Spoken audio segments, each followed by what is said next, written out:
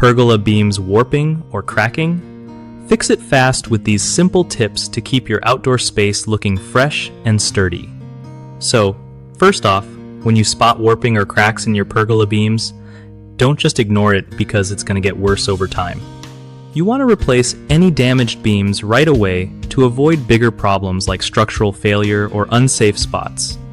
Use weather-resistant wood like cedar or redwood, or even better, composite materials that handle rain and sun way better. Before installing new beams, make sure the wood is properly sealed with a good outdoor sealant to prevent moisture damage.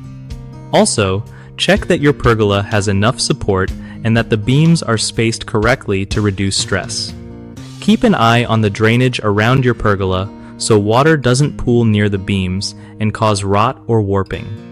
Regularly clean the beams to get rid of dirt and debris, which can trap moisture. Lastly, think about adding a protective finish every year or two to keep everything looking sharp and durable. One of the biggest problems with pergola beams warping or cracking is using untreated or low-quality wood that just can't handle the weather. The fix here is switching to weather-resistant wood or composites. Another common issue is poor maintenance. People forget to reseal or clean their pergola, so moisture seeps in and causes damage.